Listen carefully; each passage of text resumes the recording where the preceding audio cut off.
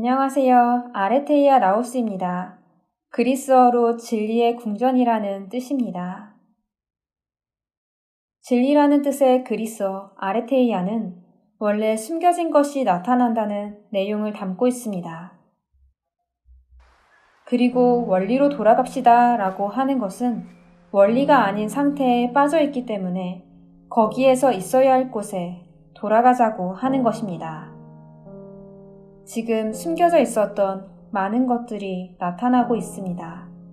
우리는 이와 같은 지금이야말로 원리로 돌아갑시다 라고 외치면서 원리로 돌아가기를 호소해 왔습니다. 이번 제 28번째 제목은 원리 강론은 섭리의 진실을 일깨워주는 지금의 나에게야말로 필요한 살아있는 경전이다로 했습니다. 우리 축복가정은 원리를 통해서 참 아버님을 재림 메시아로 받아들이고 신앙생활을 출발했습니다.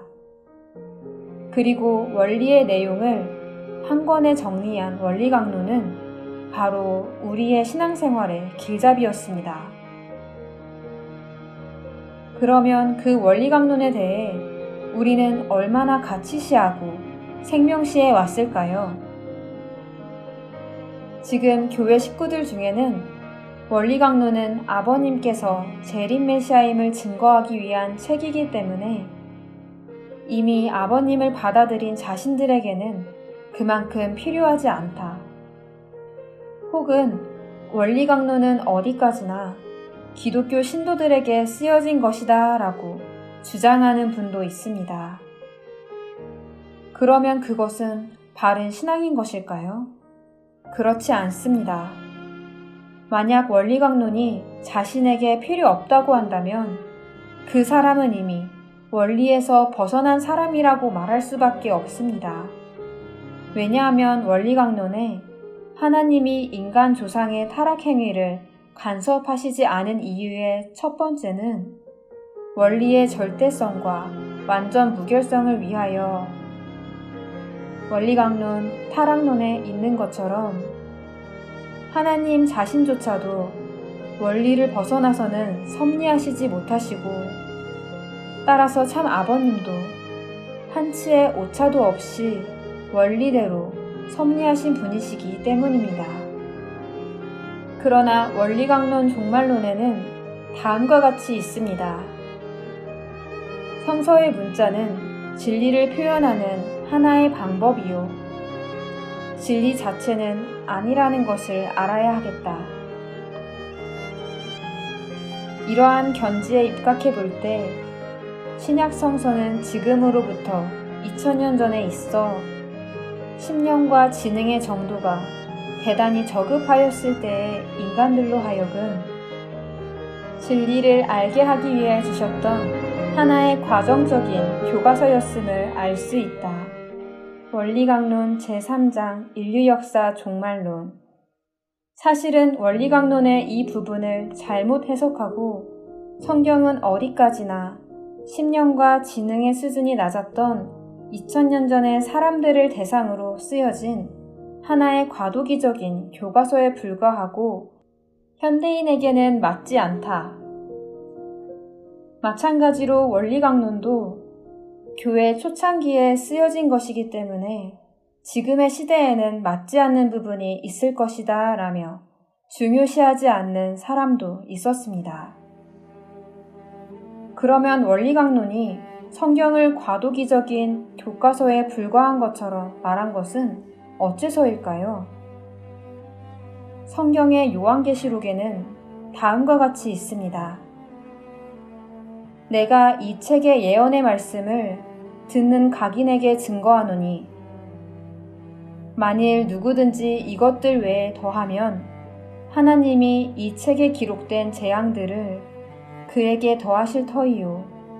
만일 누구든지 이 책의 예언의 말씀에서 제하여 버리면 하나님이 이 책에 기록된 생명나무와 및 거룩한 성의 참회함을 제하여 버리시리라. 요한계시록 22장 18절에서 19절. 성경의 말씀을 없애는 자는 천국에서 이름이 제거되며 반대로 추가해서 쓰는 자에게는 재앙이 가해질 것이라고 하는 너무나 무서운 내용이 쓰여져 있는 것입니다. 그러므로 기독교인들은 성경 말씀에 대해서 문자 그대로 굳게 믿어야 한다는 믿음을 지켜왔습니다. 따라서 예수님이 비유와 상징을 가지고 구름을 타고 재림한다고 하신 내용도 그대로 믿고 오로지 하늘만 바라보며 예수님의 재림을 기다려왔습니다.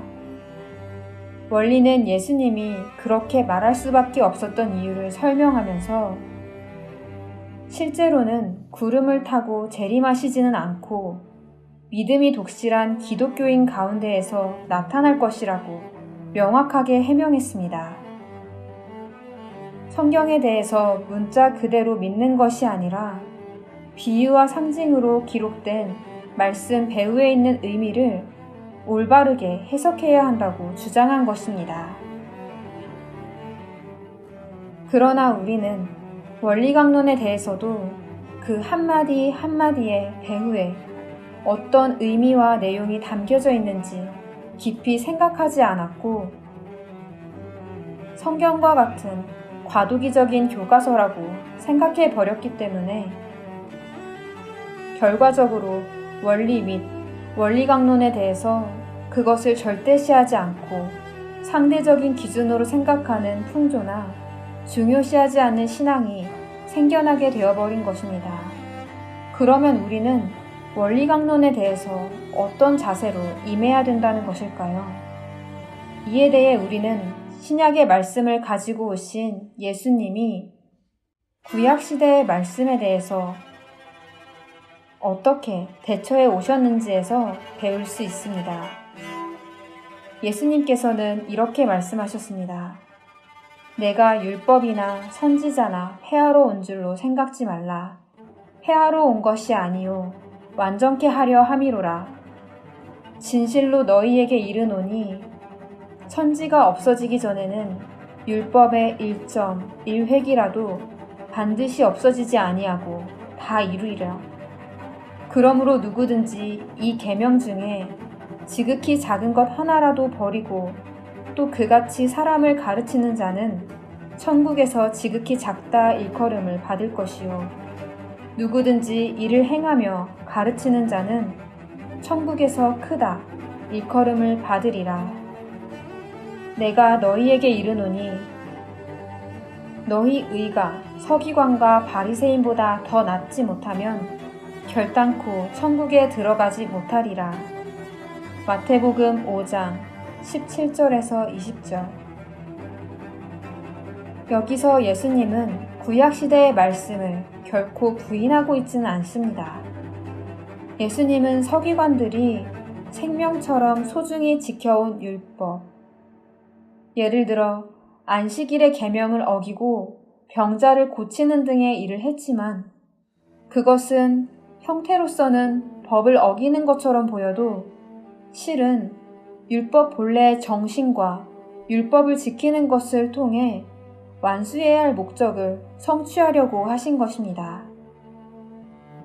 예수님께서는 다음과 같이 말씀하고 있습니다. 옛 사람에게 말한 바 살인치 말라. 누구든지 살인하면 심판을 받게 되리라 하였다는 것을 너희가 들었으나 나는 너희에게 이르노니 형제에게 노하는 자마다 심판을 받게 되고 형제를 대하여 나가라 하는 자는 공회에 잡히게 되고 미련한 놈이라 하는 자는 지옥불에 들어가게 되리라.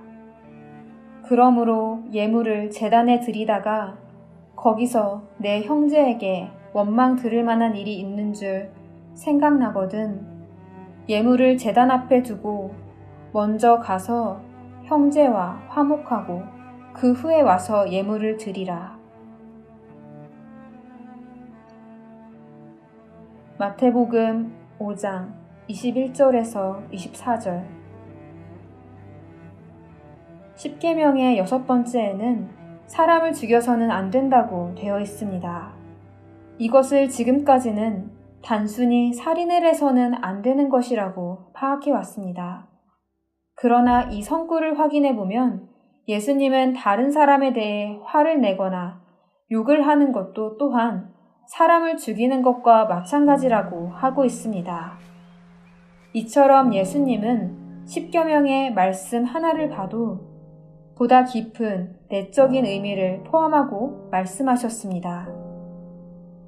결코 그것은 율법과 다른 것을 말한 것이 아니라 율법이 의거하는 그 정신까지도 포함해서 가르쳐 주시고 율법의 목적을 이루려고 하신 것입니다.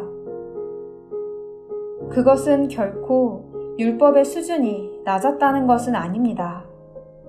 예수님은 구약시대의 가르침인 율법을 멸시하거나 깔보는 분이 아니었고 천지가 없어지기 전에는 율법의 1.1획이라도 반드시 없어지지 아니하고 다 이루리라고 말씀하신 바와 같이 오히려 매우 중요시하고 계셨던 것입니다. 마찬가지로 신약시대의 예수님 말씀이 차원이 낮거나 잘못되었다는 것도 결코 아닙니다. 재림주로 강림하신 아버님은 예수님이 상징과 비유로 말씀하신 내용을 사실은 이런 의미가 있는 것이다 라고 하는 것을 원리를 통해 명확하게 설명해 나갔습니다. 아버님께서는 성경의 말씀, 예수님께서 말씀하신 내용을 매우 중요시하고 계시는 것입니다. 그러므로 예수님의 말씀, 성경의 내용을 멸시해서 원리만을 배우면 된다는 생각도 잘못된 것이며 마찬가지로 원리 강론은 50년 전에 쓰여진 것이기 때문에 지금의 시대에 맞지 않는다 또는 그리 중요하지 않다고 하는 것도 매우 지극히 단순한 잘못된 생각입니다. 원리 강론에는 실로 많은 교훈이 기록되어 있습니다. 그러면 거기에 쓰여져 있는 많은 교훈은 도대체 누구를 위해 쓰여진 것일까요? 이것이 만약 원리를 받아들이지 않는 기독교인들을 위한 교훈을 기록한 것이라면 그것은 아무런 효과도 없을 것입니다. 왜냐하면 원래 원리를 받아들이지 않는 기독교인들에게는 그 말씀이 말씀으로서의 가치를 발휘할 수 없기 때문입니다. 원리 강론의 교훈은 원리를 받아들이고 지금 재림 주님과 함께 걷는 우리 축복 가정이야말로 배우고 마음에 새겨나가야 하는 내용입니다. 우리는 원리로 돌아갑시다 라는 외침을 통해 원리에 돌아가는 것을 일관해서 호소해 왔습니다.